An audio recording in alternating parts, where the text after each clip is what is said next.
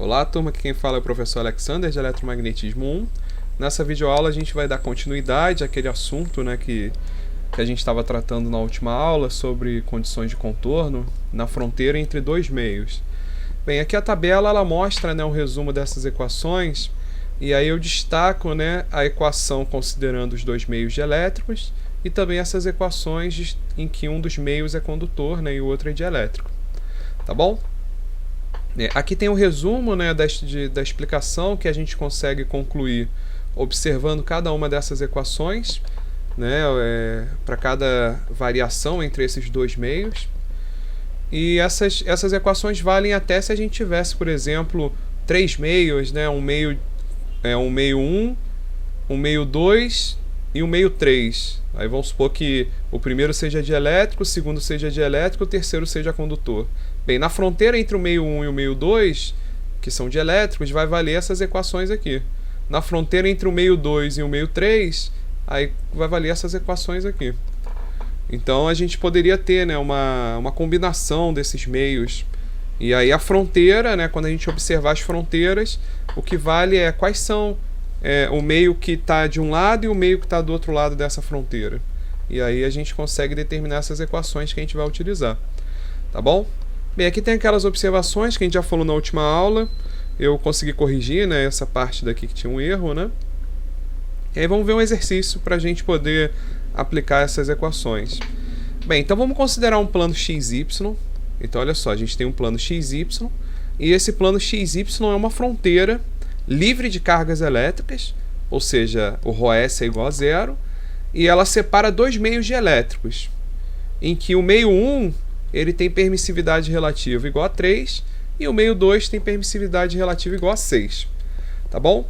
Então a gente tem essa informação, que são dois meios dielétricos, e a gente tem os valores da permissividade relativa desses meios. Bem, considerando que o campo elétrico no meio 2 é dado por essa expressão aqui, então aqui a gente tem uma expressão do campo elétrico no meio 2, ele tem uma componente de 10 volt por metro na direção de x e de 5 volt por metro na direção de z. Bem, primeira coisa que a gente tem que observar, se a nossa fronteira está no plano XY, então essa componente em x vai estar tangencial a essa fronteira e a componente em z vai estar normal a essa fronteira. Então a gente acabou de descobrir que o nosso ET2 é o 10x e o nosso EN2 é o 5z, componente tangencial e componente normal no meio 2. E aí ele quer que a gente determine o campo elétrico na fronteira do meio 1. Então vamos determinar esse campo elétrico no meio 1, conhecido o campo elétrico no meio 2 e conhecido as permissividades dos dois meios. E aí é direto, se os dois meios são dielétricos e a gente quer a componente normal e tangencial, ora, a componente tangencial do meio 1 é igual à componente tangencial do meio 2, e a componente normal do meio 1 é igual à componente normal no meio 2 vezes a permissividade relativa entre os dois meios, Pode ser a permissividade ou a permissividade relativa, tanto faz. Dá no mesmo. Então, para encontrar a componente tangencial no meio 1 é o próprio 10x, e a componente normal no meio 1 é a componente normal no meio 2, que é o 5, vezes 6 sobre 3. 5 vezes 6 sobre 3, que dá 10z. Ou seja, qual é o nosso campo elétrico no meio 1? É 10x, se mantém, mais 10z, e esse 10 aqui ele dobrou, porque a permissividade no meio 2 é 2 vezes maior do que a permissividade, a permissividade relativa no meio 1. Tá bom? Bem, aqui eu tenho mais um exemplo que também é bacana, que ele mostra umas deduções quando a gente aplica as condições de contorno entre esses dois meios. Então, novamente, vamos considerar o plano XY, como sendo essa fronteira. A gente tem aqui o Z, que está perpendicular ao plano XY. Aqui a gente tem um meio com permissividade ε1, um meio com permissividade ε2, o meio 1 e meio 2. E aqui a gente tem as expressões do campo elétrico, E1 e E2, Aqui a tangencial e aqui a normal do campo elétrico é 1, tangencial e normal do campo elétrico é 2, no meio 2. Bem, considerando, então vamos decompor esse nosso campo elétrico como sendo um EX1 na direção de x, mais EY1 na direção de y, mais EZ1 na direção de z. Ou seja, esse nosso campo elétrico ele tem um valor, né, uma componente na direção de x, um valor na direção de y e um valor, né, dessa componente na direção de z. Então vamos determinar primeiro. O campo elétrico é 2 no meio 2. Então, conhecido a expressão do campo elétrico no meio 1, vamos determinar a expressão do campo elétrico no meio 2. E depois vamos tentar determinar esses ângulos. Tá vendo? Esse ângulo que a gente pode chamar de um ângulo de incidência desse nosso vetor campo elétrico, e esse daqui seria um ângulo de refração desse vetor campo elétrico quando ele passou do meio 2 para o meio 1. Então, a gente pode determinar esses ângulos de incidência e de refração. Tá bom? Então, solução. Bem, a gente conhece... Vamos considerar, então, que o E2 vai ser um EX2, mais EY2, mais EZ2. Bem, como as componentes tangenciais... Como os dois meios são dielétricos, então as componentes tangenciais elas têm que se manter. Ou seja, a componente EX1 e EY1 ela vai ter que se manter no meio 2. Tá vendo? Então, o EX2 vai ser igual ao EX1 e o EY2 vai ser igual ao EY1. Agora, a componente normal, que no caso aqui é a componente na direção de z, a gente vai ter que seguir aquela fórmula, né? Igual a que está aqui, ó. Aqui no caso é N1 é igual a N2, é Y2 sobre Y1. Se a gente substituir, né, o N2 é igual a N1, Y1 sobre Y2. No caso aqui, o N é o Z, né? Então, EZ2 é igual a EZ1, Y1 sobre Y2. E aí, substituindo isso daqui, ó, no lugar do EZ2, substituindo o EX1, que são iguais, né? Substituindo o EY1, que são iguais, a gente chega nessa expressão aqui, ó. Que expressão é essa? É a expressão do campo elétrico no meio 2.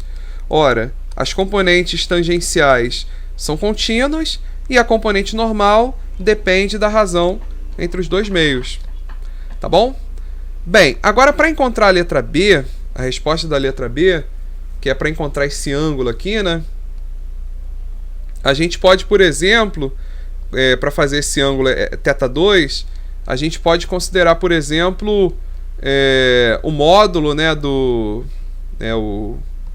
módulo, né, seria esse comprimento de E2t e o comprimento de E2e, ou seja, o comprimento que é o módulo, né, da componente tangencial, e o módulo, né, da componente normal é a própria componente normal, né?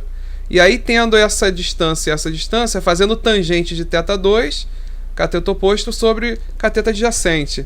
E aí, tendo esse daqui e tendo esse aqui, a gente encontra θ. Então, vamos lá. Então, qual é a proposta? Bem, vamos encontrar o módulo, né, o comprimento da componente tangencial.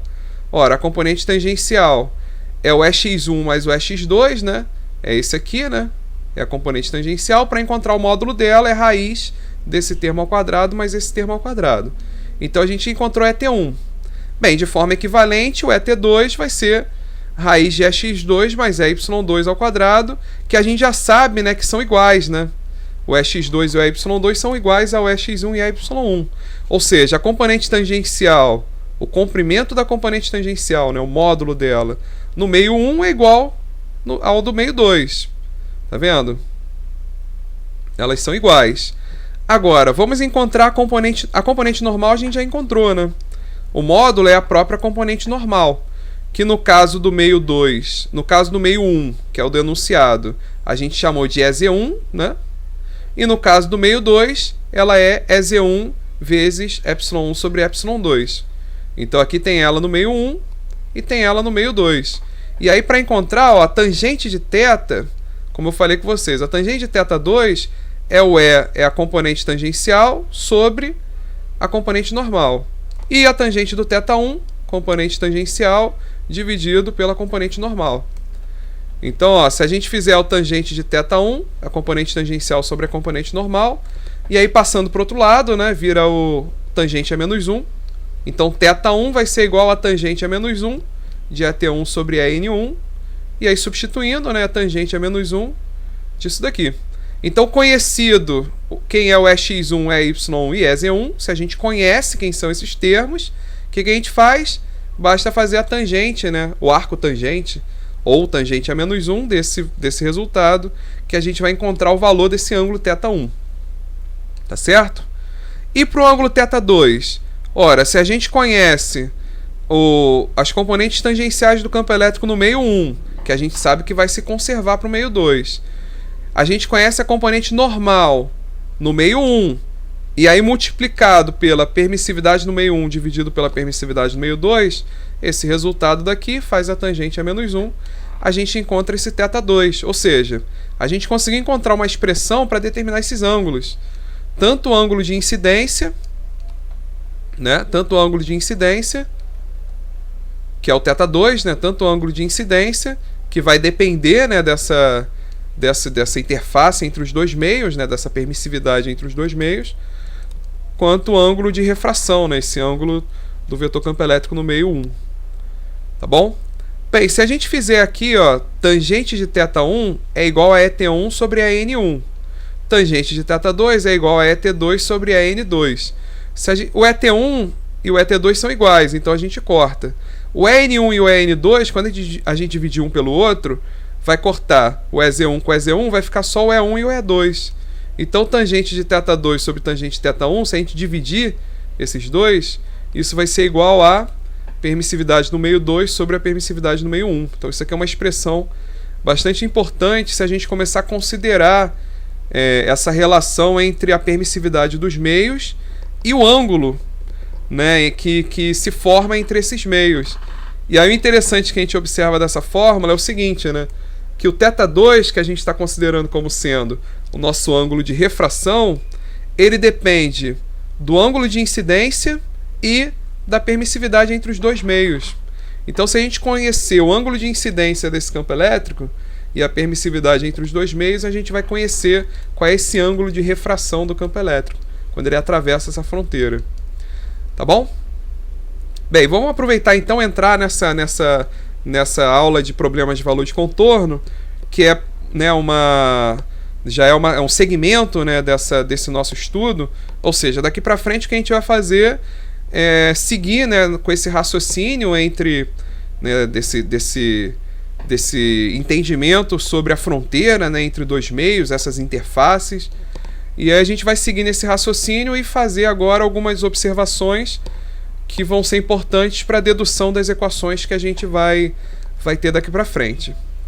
Bem, seguindo, né, então a primeira coisa que a gente vai observar para entrar nesse assunto é que na unidade anterior, né, de campo elétrico, a gente aprendeu diversas formas de se obter esse campo elétrico. A primeira delas foi usando aquela integral, né? A integral, né, a gente foi integrando, que é usando a lei de Coulomb, né?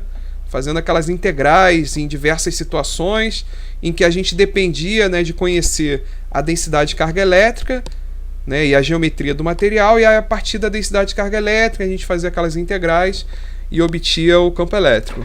Bem, uma segunda forma que a gente aprendeu é usando aquela lei do fluxo de Gauss. Lembra que a gente definia uma superfície gaussiana e aí media, né, a gente obtia o fluxo, né? E aí, a partir do fluxo, a gente conseguiu obter o campo elétrico, né? Desde que essa superfície gaussiana, né, ela fosse perpendicular ao campo elétrico. Então, se a gente conseguisse determinar uma superfície que fosse perpendicular ao campo elétrico, aquelas integrais de fluxo viravam multiplicações, e aí a gente conseguia determinar o campo elétrico. Bem, uma terceira forma que a gente aprendeu também de obter o campo elétrico é a partir do potencial elétrico.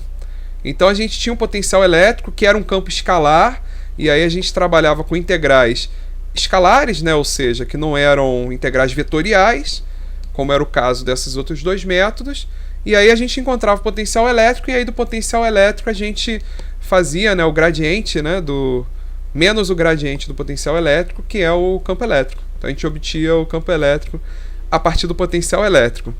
Bem, entretanto, né, esse método, esse terceiro método, e todos os outros, né, mas particularmente esse terceiro método, ele requer que a gente conheça essa função potencial em toda a região de interesse, porque o campo elétrico ele vai ser o gradiente desse potencial elétrico.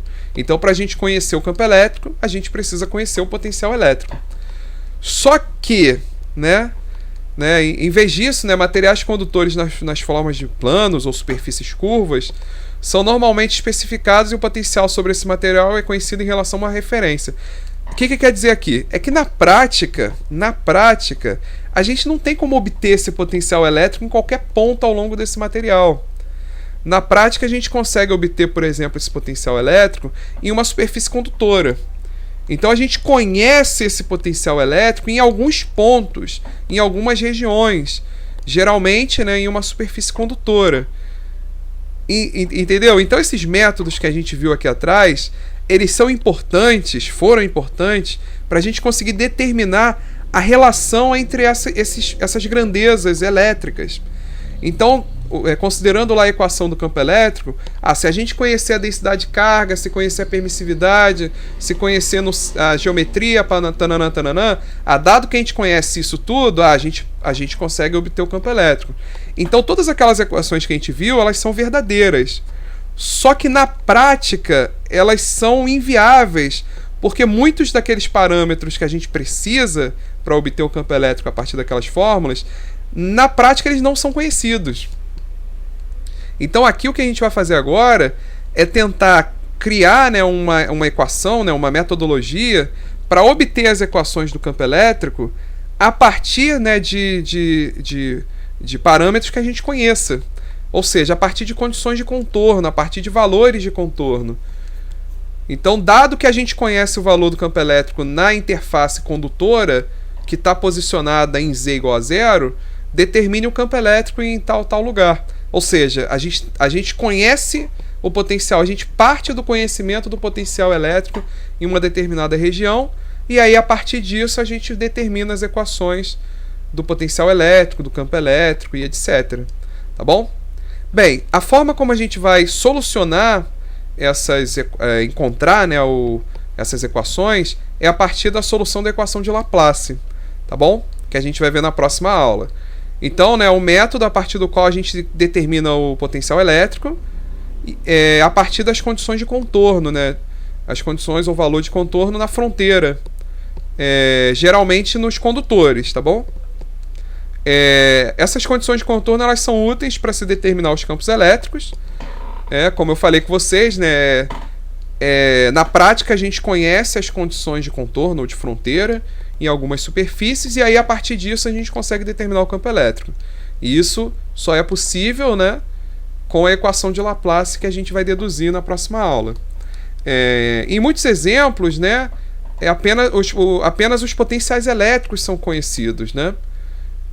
Ou seja, né, a gente vai considerar o conhecimento dos valores do potencial elétrico nessas superfícies. E aí, a partir disso, a gente vai determinar o potencial elétrico, o campo elétrico e etc.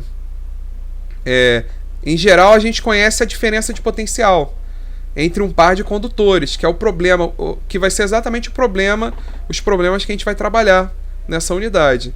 Dado que a gente conhece a diferença de potencial entre um par de condutores, ou seja, a gente tem um condutor que está carregado, né, e um outro condutor que serve como referência. Dado que a gente conhece essa diferença de potencial entre esses dois condutores e também conhece a geometria desse nosso material, né, que tem dois condutores separados, né, entre eles por um dielétrico, a gente é capaz de determinar tanto o potencial elétrico quanto o campo elétrico e outros parâmetros elétricos que a gente vai estudar também. Bem, o interessante, né, é que até então, todos os problemas que a gente sugeriu lá na unidade 3 são chamados de problemas de análise. O que são problemas de análise? Dado que a gente conhece geometria, densidade, a gente é capaz de chegar a equações. Ou seja, essas equações que a gente chegou no semestre, na unidade anterior, elas são verdadeiras. Ou seja, dado que a gente conhece aquelas condições todas, aqueles parâmetros todos, a gente é capaz de obter o campo elétrico, o potencial elétrico, etc. Só que agora a gente vai estudar problema de síntese. O que é um problema de síntese? É que agora a gente conhece algumas das especificações e a partir do que a gente conhece, a gente vai obter as equações né, para o campo elétrico, potencial elétrico, etc. Então, os problemas de síntese, na prática, né, na vida prática, na vida real, eles são muito mais úteis, tá? Os problemas de análise eles foram importantes para a gente entender a matemática, né, e a física de eletromagnetismo por trás de todos esses problemas envolvendo grandezas elétricas. Só que na prática é muito mais útil a gente conseguir especificar essas grandezas em função, né, ou seja, a partir de parâmetros que a gente tem capacidade de obter. Tá bom? E é justamente isso que a gente chama de um problema de síntese. Então, dada uma configuração de corpos condutores, né, em geral superfícies metálicas, especificadas as condições de contorno, né, ou de fronteira, para a função potencial e ou sua derivada, ou seja, a gente pode ter tanto o valor da função potencial quanto a taxa de variação da função potencial. Então, a gente pode conhecer qualquer um dos dois. A gente vai conseguir, a partir disso, determinar o potencial elétrico, né, V, né, a função potencial, e aí o campo elétrico basta a gente fazer o gradiente do V, né? Então, assim que a gente conhecer o potencial elétrico, a gente faz o gradiente, né, menos gradiente dele, a gente consegue obter o campo elétrico. Além disso, a gente pode obter a densidade de fluxo elétrico, né, conhecida a permissividade do meio dielétrico. Basta a gente multiplicar isso pelo campo elétrico, a gente determina também essa densidade de fluxo elétrico. Bem, outra observação, né, é que em um condutor, porque qual é a ideia? A ideia aqui dos problemas é que a gente vai ter um condutor, um dielétrico, outro condutor. Ou seja, a gente tem duas fronteiras, uma fronteira condutor dielétrico e uma fronteira dielétrico condutor. Ora, e a gente viu lá atrás que quando a gente tem essas fronteiras entre dielétrico e condutor, a componente normal no meio dielétrico, porque no meio condutor ela vale zero, no meio dielétrico ela é igual à própria densidade de carga elétrica na superfície desse condutor. Então isso daqui, ó, é uma das equações que a gente está trazendo da sessão anterior. Então, dado que a gente conhece, se a gente conhecer a componente normal dessa densidade de fluxo elétrico, ela é igual, né, em módulo a quem? A densidade, né, de carga elétrica na superfície do condutor. E se a gente conhece a densidade de carga elétrica e conhece a geometria, a gente é capaz de determinar o quê? A carga elétrica total nesse condutor. Bem, a partir dessa carga elétrica total, a gente vai aprender também a calcular o que a gente vai chamar de capacitância. Então, vamos entender o que significa essa capacitância. Bem, essa geometria de ter dois corpos condutores, tá vendo? Um condutor 1 e um condutor 2. E entre eles um meio dielétrico, esse sanduíche, né, condutor dielétrico condutor, é o que a gente chama de capacitor, tá bom? Então, capacitor são dois corpos condutores separados por um meio dielétrico, tá bom? Bem, a gente já sabe que a carga elétrica, ó, ela se distribui na fronteira, tá vendo?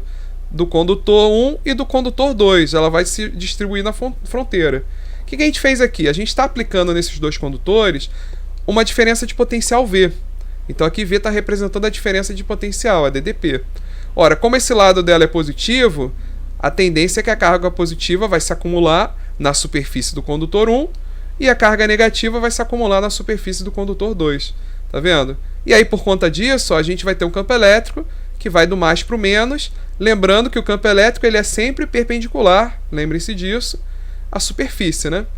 Então ele é perpendicular a essa superfície, perpendicular a essa superfície também. Tá bom? Ou seja, né, cada superfície, né, tanto do condutor 1 quanto do condutor 2, elas são superfícies equipotenciais. Como as cargas elétricas elas se distribuem uniformemente, então o potencial elétrico em cada uma dessas superfícies, né, ao longo, né, dessa superfície externa, ele é constante, ou seja, ela é uma superfície equipotencial. Tá bom? Bem, então a superfície do condutor ela é conectada, né, ao lado positivo da fonte. Da fonte acumula uma carga mais Q, enquanto o condutor 2 está acumulando uma carga menos Q, né? E aí, à medida que os condutores eles vão sendo carregados, essa diferença de potencial aumenta até se tornar igual à diferença de potencial entre os terminais da fonte de tensão. Ou seja, vai chegar um momento em que a diferença de potencial entre o condutor 1 e o condutor 2 ela vai ser igual a diferença de potencial da fonte. É nesse momento que a gente diz que o capacitor está carregado. E aí, nesse momento, se a gente remove isso aqui, ó. Remove isso aqui. Aí, considerando que esse capacitor, né, ele está no mundo ideal, né, e está isolado, ele vai ter uma densidade de carga aqui e aqui que vai se manter, porque o meio entre eles é dielétrico, então não tem fluxo, né, através deles. A carga ela fica armazenada na superfície. E aí, nesse caso, a diferença de potencial, né, a DDP, ela vai se manter igual a DDP que foi, né, que inicialmente carregou ele, né? E aí, né, isso vai ficar infinitamente, né? Se a gente colocar algum condutor aqui, aí sim, né, a carga elétrica ela vai ser conduzida e aí essa diferença de potencial vai mudar. Mas enquanto a gente estiver nessa situação em que o capacitor está carregado, né, isolado, essa diferença de potencial ela vai se manter. Tá bom?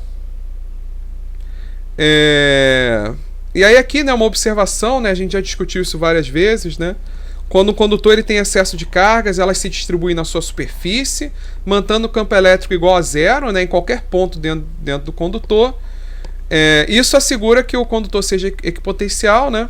Ou seja, né, em que o potencial elétrico é o mesmo em cada ponto da sua superfície externa, certo? Ou seja, essas cargas elas se rearranjam de forma, né, a chegar no equilíbrio, e nesse caso o potencial elétrico, né, ao longo de toda a superfície é igual a zero.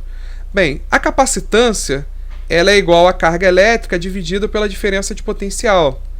Então, dado que a gente conhece a carga elétrica, divide pela diferença de potencial, a gente tem a capacitância. Né? Então, o Q, né, é o valor absoluto, né, o módulo da carga total, em qualquer um dos condutores, porque a carga elétrica aqui e aqui são iguais, tá? O que muda é que aqui ela é positiva e aqui é negativa. Só que elas são iguais nos dois condutores. E o V aqui a gente está considerando como sendo a diferença de potencial. Por quê? Porque normalmente, em todos os problemas que a gente for trabalhar, a gente vai considerar que o potencial positivo é V e o potencial negativo é zero. Aí a diferença de potencial vai ficar V menos zero, que é igual ao próprio V. Por isso que eu já estou usando a mesma letrinha. Porque a gente vai considerar sempre que a referência é zero. E aí a DDP vira próprio potencial elétrico. Tá bom? Bem, a unidade de capacitância é Coulomb por volt, né? Coulomb do Q e volt do V, né? Do potencial elétrico. Que é mais comum a gente usar o Farad, que é o F. Então esse F significa o Coulomb por volt. Então é mais comum usar o F, que vai ser a unidade que a gente vai usar. Farad ou Faraday, tá? Que é a unidade de capacitância. Bem, essa capacitância ela é uma constante de proporcionalidade. Ou seja, se a gente passar o V para o outro lado, a gente tem que o Q é igual a capacitância vezes o potencial elétrico. Ou seja, a carga elétrica total acumulada nessa superfície condutora é igual à capacitância do capacitor multiplicado pela DDP aplicada sobre ele. Então, quando ele está naturalmente completamente carregado. Então, quando a gente carrega esse capacitor, a carga elétrica dele é igual a C vezes V, ou seja, o C é uma constante de proporcionalidade. Bem, aí uma coisa importante é o seguinte, ó. Aqui a gente observa, né, que a capacitância, se essa carga elétrica ela for maior, a capacitância vai ser maior. Se essa DDP for menor, a capacitância também vai ser maior, tá vendo? Então a capacitância é uma medida, ó, da quantidade de carga elétrica que precisa ser acumulada nos condutores para produzir certa diferença de potencial.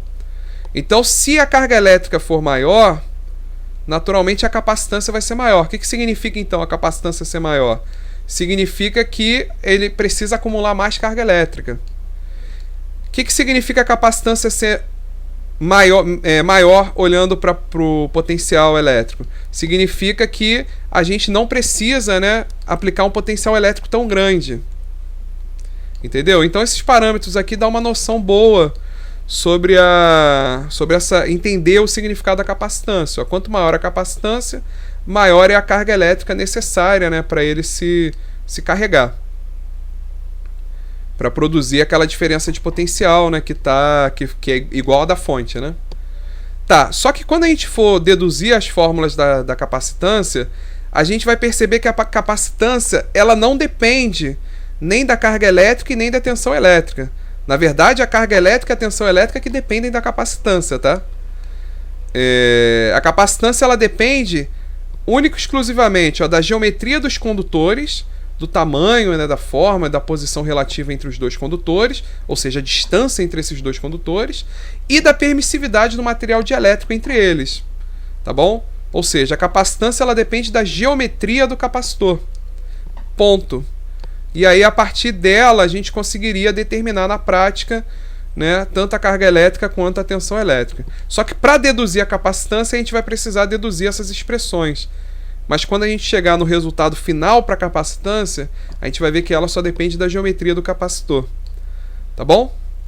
Bem, aí aqui, né, para fechar, né, um probleminha envolvendo essa fórmula, né? Considerando que a carga elétrica total acumulada na superfície dos condutores é igual a 60 nanocoulomb, se a diferença de potencial entre eles for igual a 10 volts, né? Aqui a gente está considerando carga elétrica total, ou seja, ele está carregado, a gente tem uma diferença de potencial de 10 volts, determina a capacitância desse capacitor, né? E aí é só fazer, né? O 6 vezes 10 a menos 9 dividido por 10, que vai dar 6 vezes 60, né? Vezes 10 a menos 9, que vai dar 6 vezes 10 a menos 9, que é o nano, né? Nanofaraday. Faraday é a unidade de capacitância, nano por causa desse 10 a menos 9. E aí a gente tem o valor da capacitância desse capacitor aqui. Que a gente, a princípio, aqui não conhece a geometria, mas a gente conhece, né, os valores da carga elétrica e do potencial elétrico acumulado nele. Bem, então, na aula que vem, a gente vai entrar, né, na dedução, né, das equações de Poisson e da equação de Laplace. A equação de Laplace é a que a gente vai utilizar daqui para frente para poder resolver os problemas envolvendo esses capacitores. Então, daqui para frente, a gente vai ter problemas em que vai ter duas superfícies condutoras, a uma distância d entre elas e um meio dielétrico separando essas duas, de comprimento d, né, separando essas duas superfícies condutoras. E aí nessas situações, né, a gente vai, a partir da solução das equações de Laplace, a gente vai determinar potencial elétrico, campo elétrico, carga elétrica, capacitância, né, todos esses parâmetros elétricos que a gente está vendo. Tá bom? Valeu!